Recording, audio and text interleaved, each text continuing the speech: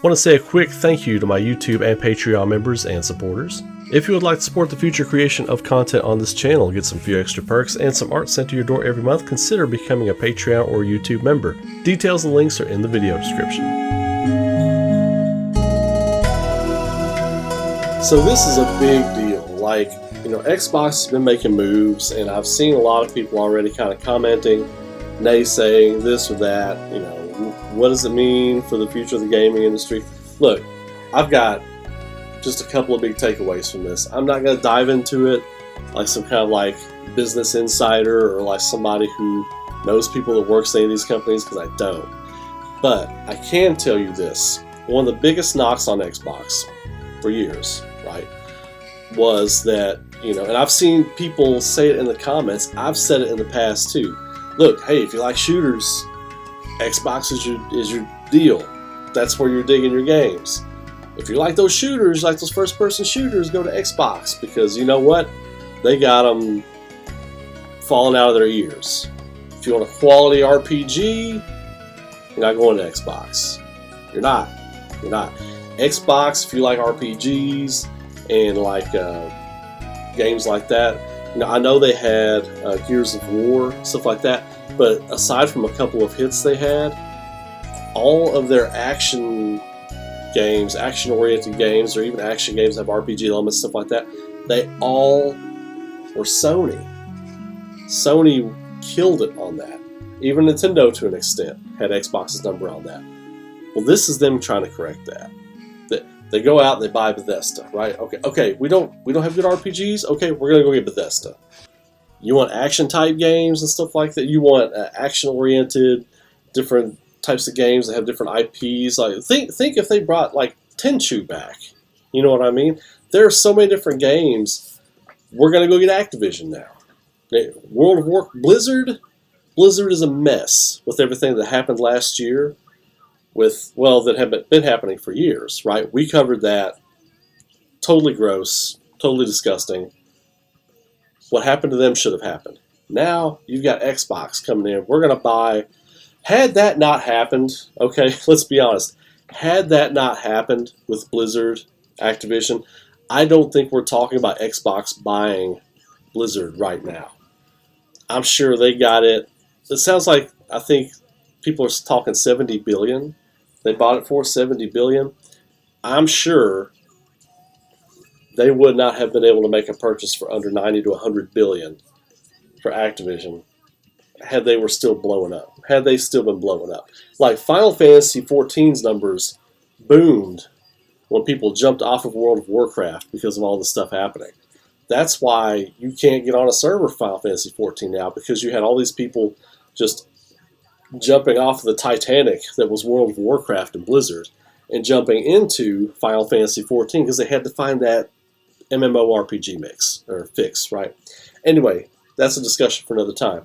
Xbox making moves. I think this is a big deal. I think this is great because I think it's only good for the gaming industry. And plus, the messaging that Xbox has been putting out there, from Phil Spencer specifically on Twitter, he's been saying a lot of things that will prove evergreen in 2 years. This messaging is it's nothing but positive messaging he's putting out.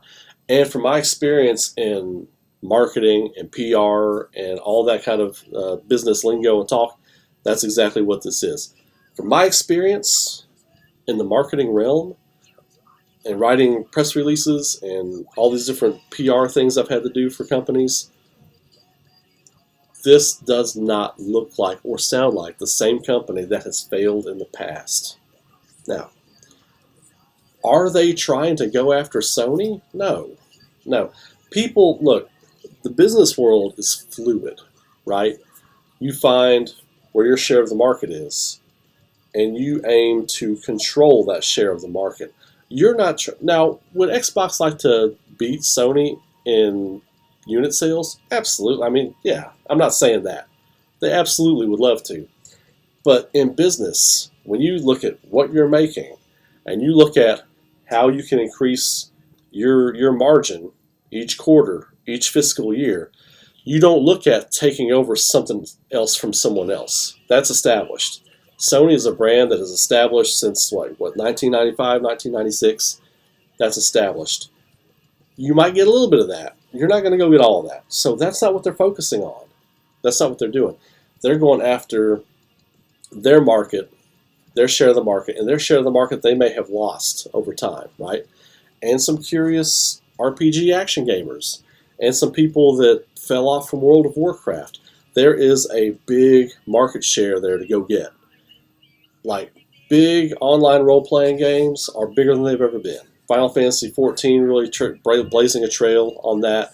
There are other games that do that are of lesser renown than Final Fantasy XIV, but World of Warcraft is the one that, and I can remember, I think it was Guild Wars and like EverQuest and games like that, but World of Warcraft was the big kahuna for a long time.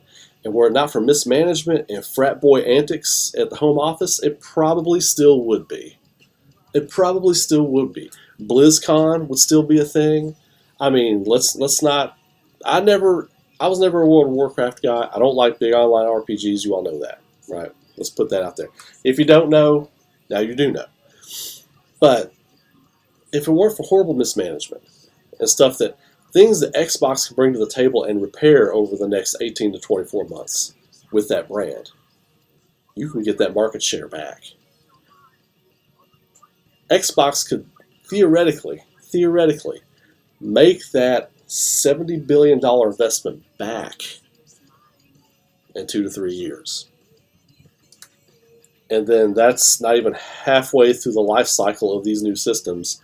If they're looking at, an 8 to 9 year window, it's right at half the year. So the second half of the life of the Xbox Series X and Xbox Series S, the second half of that life cycle, you could be raking in so much money with Activision acquired and with Bethesda acquired, and who knows what else they're going to try and acquire.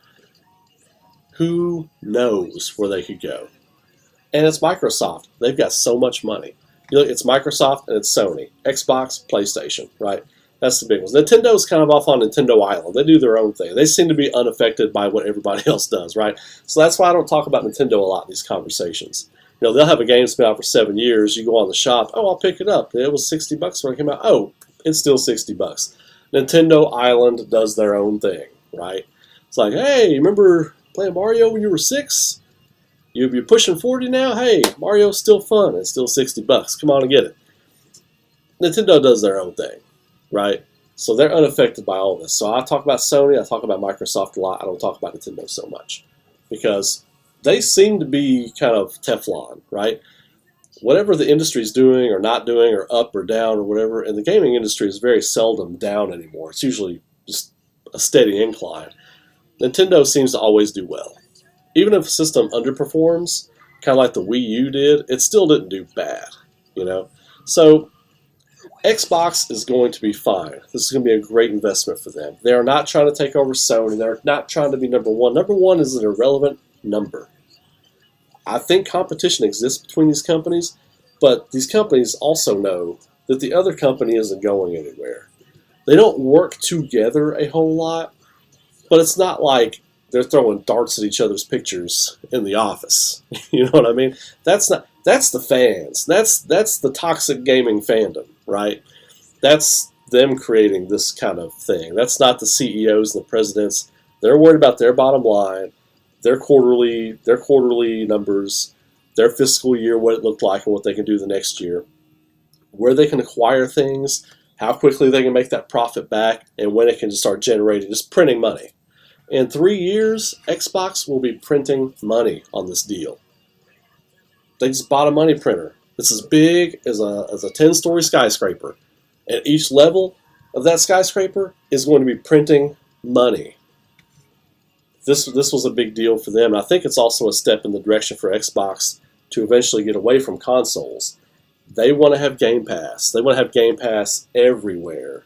I've seen people saying they want Game Pass on Sony. I don't think that's what they're doing, because Sony would have to give them a cut. They'd have to give them a big cut. That's not going to happen, people. You all act like you don't know business when you say stuff. When this stuff just falls out of your mouth on Twitter, when it just falls out of your mouth and through your thumbs and falls onto the internet, please thought check yourselves before you do those things, because I don't even respond to those anymore. Like when people put that stuff on my timeline, I'm just like, I don't even read it. I'm like, look, man, you just gotta learn about business first. Xbox is not trying to get. I don't care what writer put it out there. Xbox is not trying to get Game Pass on Sony systems. Phil Spencer's even said, I think at some point Sony's going to try and do something like a Game Pass. They're going to try to do their own Game Pass. If they think that they're going to try to do their own Game Pass, where did this theory come from that Xbox is trying to get on Sony? It's not happening. So that's all I'm going to address on that. That ain't happening. That's bad business, and that ain't happening. So I think this is a win. Look, I tell you what, with the messaging that Xbox is putting out there with Phil Spencer, I've always been a huge fan of Phil Spencer. There have been times where I'm like, man, you're on the wrong team. Like Sony and Jim, whatever the hell his name is, that's running Sony now, I don't think that guy's a fan of gaming, or he's not like a gamer or anything like that. Phil Spencer is. If you had someone like Phil Spencer at Sony, come on. Come on. If you had someone like Phil Spencer running PlayStation, I think that would be gold. He's just a great ambassador for gaming. Phil Spencer is. I think he's a good dude. I think he's got the tech side and he's got the creative side. I don't think the team around him is always the best. It's obviously not always the best. I don't think they always have the best collaboration between studios that they acquire, but I think they're moving in the right direction. I'm still a Sony guy. I'm still a PlayStation guy, only because that's where all the games I like are. When Fable and Elder Scrolls come out, if Elder Scrolls is like a year timed exclusive for Xbox, which I could see Elder Scrolls 6 if they ever announce that, when they ever announce that, and Fable will obviously be an exclusive to Xbox, I will be picking up an Xbox Series X when those happen. Not right now. And then I'll have Game Pass at my disposal because I have a Mac, I don't have PC, right? So, I mean, there are a number of reasons to be excited. If you're an Xbox fan, there's a number of reasons to be excited right now. And the messaging Phil Spencer's putting out there right now, I ain't gonna lie, it's winning me over. It's not winning me over to Xbox, but it's like it making me look at them in a new light. It does not sound like the same company from the last 5 to 10 years. It doesn't. It sounds like, to me, they've brought in a PR firm. It's like, okay, that knows gaming. I could look at some PR firms that handle a lot of gaming stuff. I could look that up. I could find access to that. But just off the top of my head, it sounds to me like they brought in a PR firm that handles gaming. They've had a meeting with 5 to 10 heads at Microsoft and Xbox. Phil Spencer being in on those meetings. And him being like, I love gaming. I want our system to be just evergreen and attractive to all gamers. We're not trying to be number one. We're not in a race for number one. We're in a race for us. We're in a race to be the best we can be. Tell me what to say. I feel like that's what's happening right now. And you know what? It's working.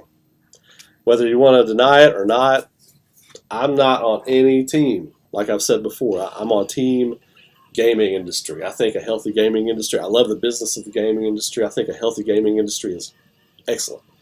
It's good for everybody. And it's like he said before, all these companies being successful, it's good for everybody, right? And it is. So if you want to sit out there and say, "Oh well, nothing's gonna happen here," that's just bias talking. You got to take that out if you want to sound like you know what you're talking about. You can't be spewing from a point of bias all the time. You got to look at it clearly. You got to look at it with an open mind, and I think Xbox is making the right moves. So anyway, y'all have a great day. Be good to each other. Stay safe out there. And until next time, I will see you all later. Probably have a new video dropping tomorrow, most likely. I'm going to try to have videos out all this week. Some longer, some shorter. But like I said, getting back on the horse, getting back into this, and really trying to give you all great content to use to from me and building the community back up. Thank you all for being patient. Thank you all for coming back. I was away for a while. Had to refocus on some other things, YouTube and Twitch and all that kind of stuff being one of the priorities I want to get back to. So until next time, y'all be safe. Keep rocking. I'll see you all in the next video.